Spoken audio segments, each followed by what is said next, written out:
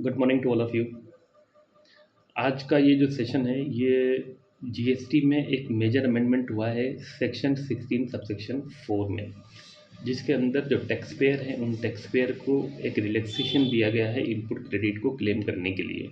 तो वो सेक्शन पे हम लोग डिस्कशन करेंगे। उससे पहले मेरी आप सभी लोगों से रिक्वेस्ट है कि इस चैनल को सब्सक्राइब करें और लाइक करें ताकि मुझे एक हौसला अफजाई मिले और मैं हर संडे एक सेशन इस जीएसटी अमेंडमेंट पर कंटिन्यू रख सकूं।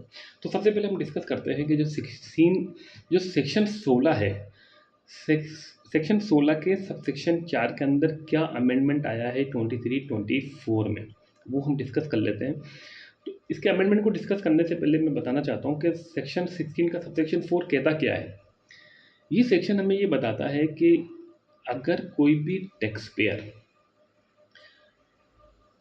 किसी फाइनेंशियल ईयर की किसी भी इनवॉइस या डेबिट नोट को क्लेम करने के लिए उसके पास पूरा फाइनेंशियल ईयर होता है। सपोज करो कि 1 अप्रैल 21 से 22 तक की किसी भी इनवॉइस का वो क्लेम कर सकता है उस फाइनेंशियल ईयर के अंदर। लेकिन अगर किसी कारण से वो फाइनेंशियल ईयर की 3B फाइल नहीं कर पाता है या इनपुट क्रेडिट क्लेम नहीं कर पाता है, तो गवर्नमेंट ने ऑलरेडी एक रिलैक्सेशन दे रखा था सितंबर ऑफ द फॉलोइंग ईयर और date of annual filing return whichever is earlier, दोनों में से जो भी पहले हो उसमें वो 3B फाइल करके उस इनपुट क्रेडिट का क्लेम कर सकता था। यानी कि हम ये मान के चलें कि पहले से ही गवर्नमेंट ने रिलैक्सेशन दे रखा था 17, 18, 18, 19, 19, 20, 20, 21 के लिए कि उसके अंदर वो जाके अपना इनपुट क्रेडिट क्लेम कर सकता था सितंबर तक के लिए, सितंबर या date of annual filing return.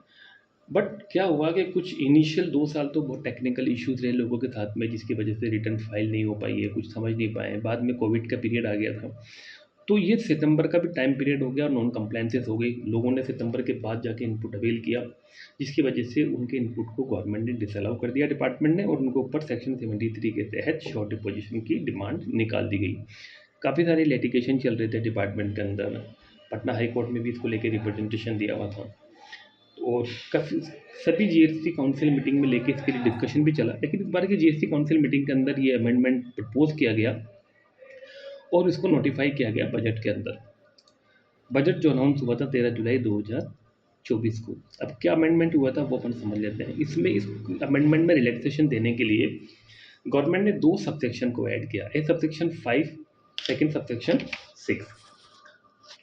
Subsection 5 ये कहता है कि अगर सबसेक्शन 5 के अंदर आपको इनिशियल 4 सालों के लिए रिलैक्सेशन दे दिया गया, 17, 18, 18, 19, 19, 20 और 20, 21, इन चारों फाइनेंशियल ईयर में अगर किसी भी इनवॉइस पर आपने इनपुट क्लेम 30 नवंबर 2021 तक के किसी भी 3B रिटर्न के अंदर अगर क्लेम कर लिया है तो ये एलिजिबल क्रेडिट माना जाएगा।